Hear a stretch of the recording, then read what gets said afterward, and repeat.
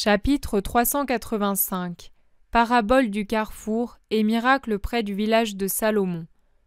Le 16 février 1946. La petite troupe accrue du vieillard qui s'admire dans le vêtement d'un apôtre de petite taille sort de la maisonnette. « Si tu veux rester, Père, » va lui dire Jésus, mais le vieil homme l'interrompt. « Non, non, je viens moi aussi. Laisse-moi venir, j'ai mangé hier. J'ai dormi cette nuit, et dans un lit. Je n'ai plus de douleur au cœur.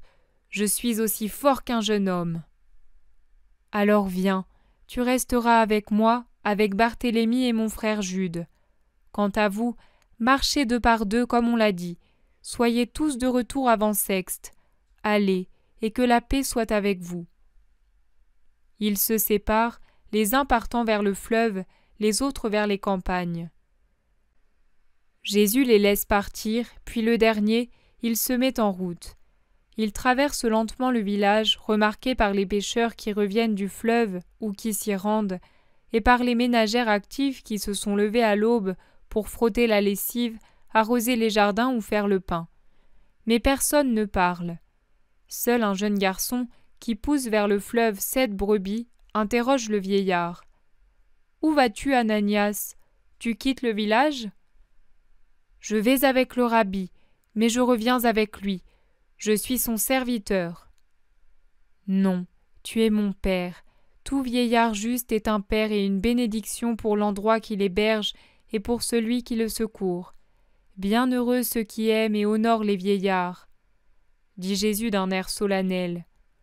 L'enfant le regarde intimidé, puis il murmure.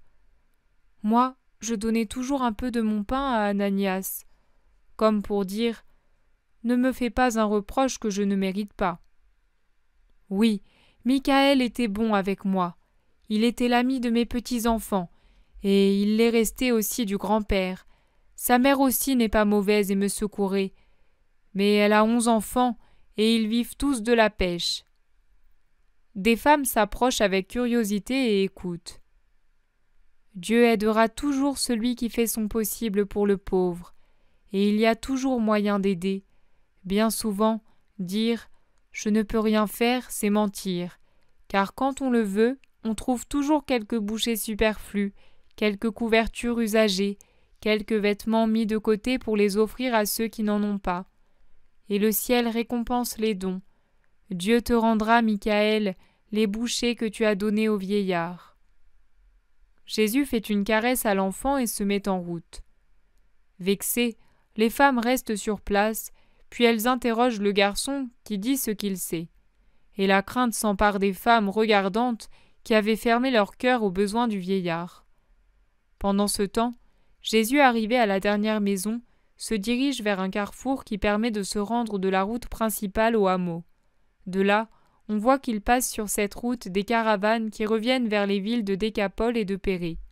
« Allons-y et prêchons. Veux-tu le faire, toi aussi, Père ? » ?»« Je n'en suis pas capable. Que dois-je dire ? » ?»« Tu le peux.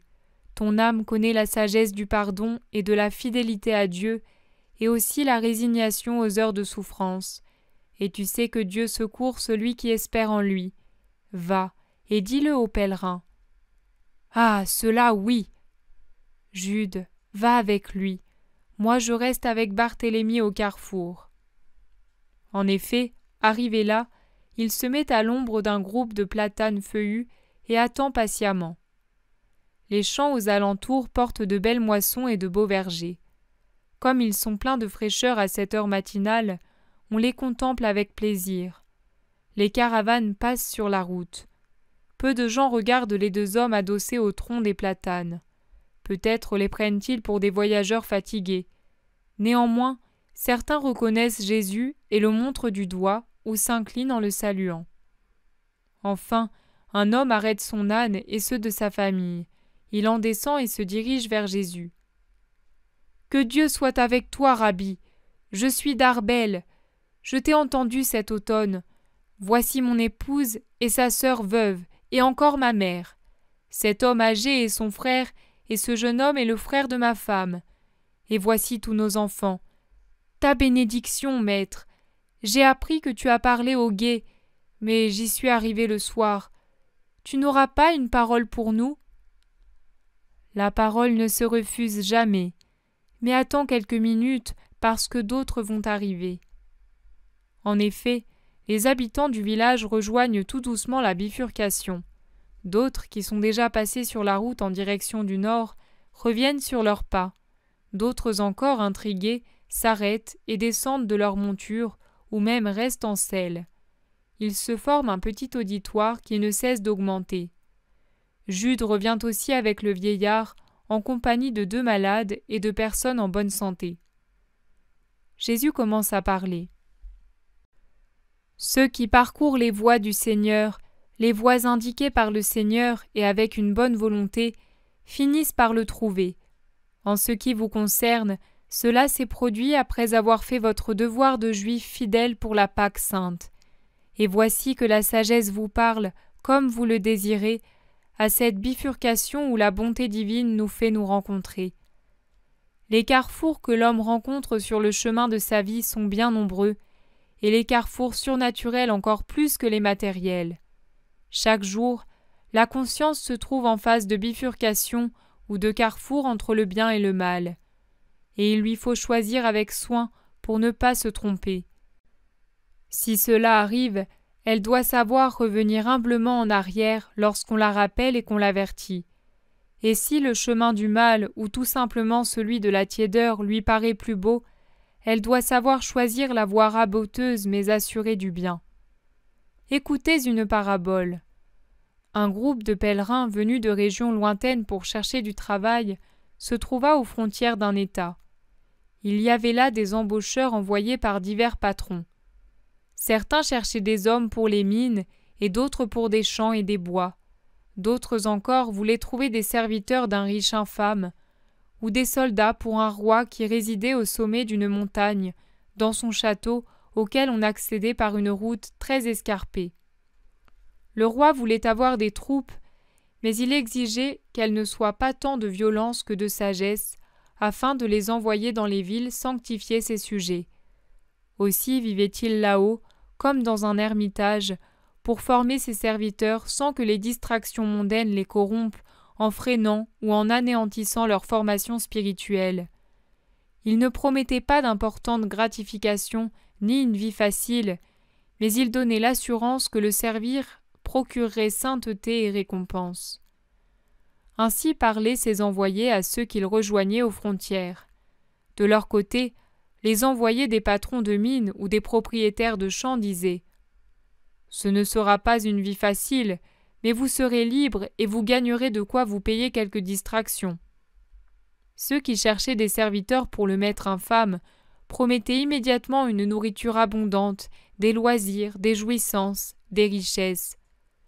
Il vous suffit de consentir à ces caprices exigeants, ô nullement pénibles, et vous profiterez de la vie comme autant de satrapes. Les pèlerins se consultèrent mutuellement. Ils ne voulaient pas se séparer. Ils demandèrent « Mais les champs et les mines, le palais du jouisseur et celui du roi, sont-ils voisins ?»« Oh non !» répondirent les embaucheurs. « Venez à ce carrefour et nous vous montrerons les différentes routes. » Ils s'y rendirent. « Regardez, cette route splendide, ombragée, fleurie, plane, avec des sources fraîches, descend au palais du Seigneur, » dirent les embaucheurs de serviteurs. « Regardez, cette voie est poussiéreuse et traverse des campagnes paisibles, mène aux champs. Elle est exposée au soleil, mais vous voyez qu'elle est belle malgré tout, » dirent les embaucheurs pour les champs. « Regardez, celle ainsi sillonnée par de lourdes roues et couverte de taches sombres indique la direction des mines. Elle n'est ni belle ni désagréable, » dirent ceux qui embauchaient pour les mines.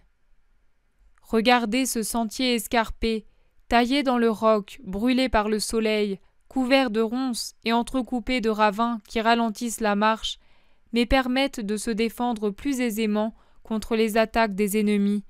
Ce sentier conduit vers l'Orient, à ce château sévère mais sacré, où les esprits se forment au bien, » dirent les envoyés du roi.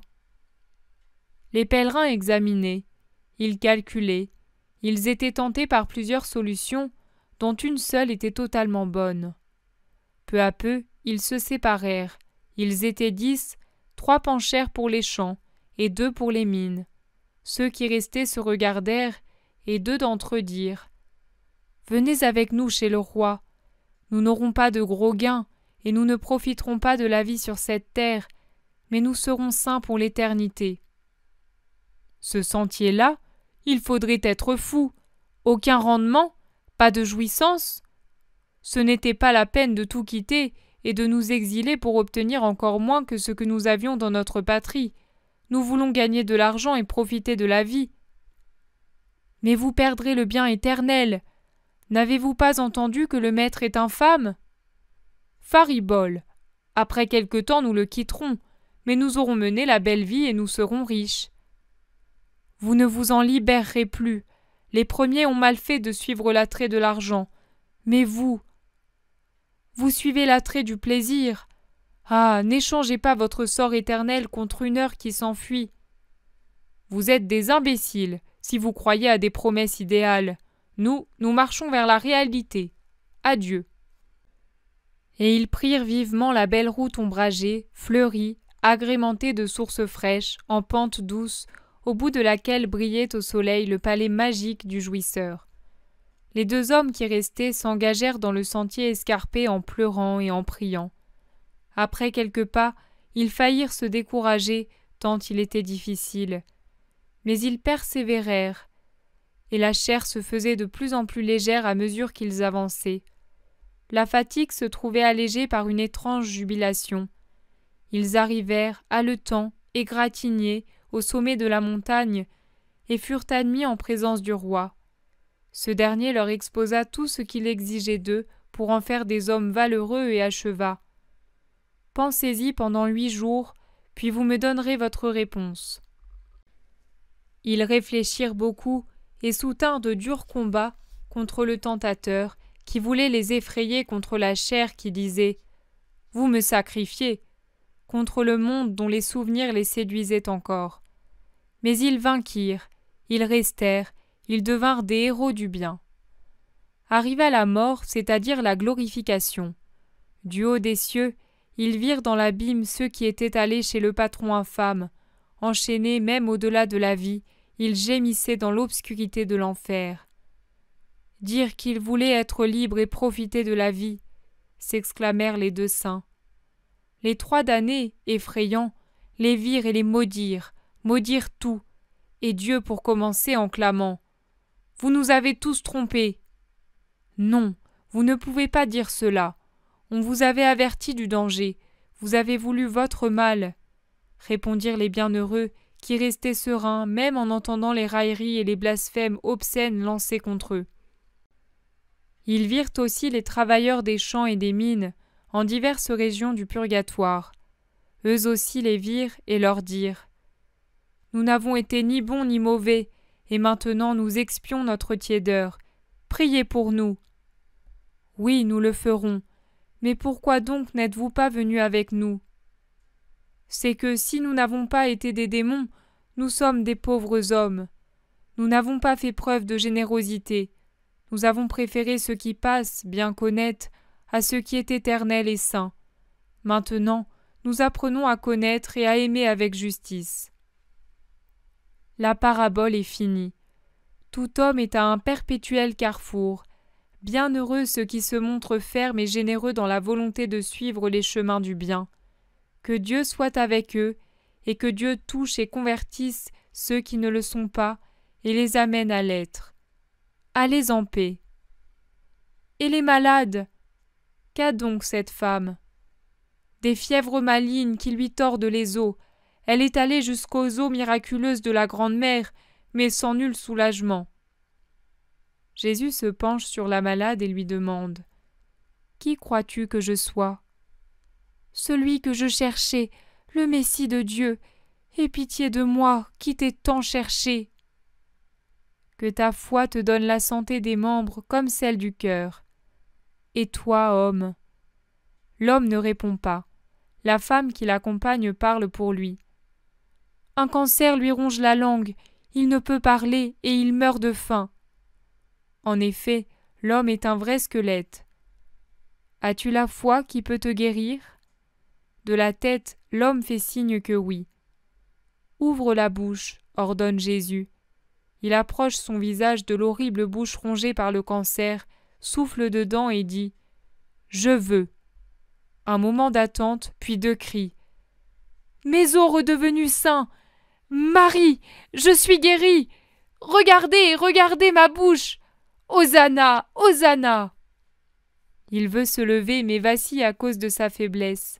« Donnez-lui à manger », ordonne Jésus qui fait mine de se retirer. « Ne t'en va pas, d'autres malades vont arriver, d'autres reviendront sur leurs pas. Pour eux aussi !» crie la foule. « Chaque matin de l'aurore à l'heure de sexte, je viendrai ici. Que quelques hommes de bonne volonté s'occupent de rassembler les pèlerins. »« Moi, Seigneur !» disent plusieurs.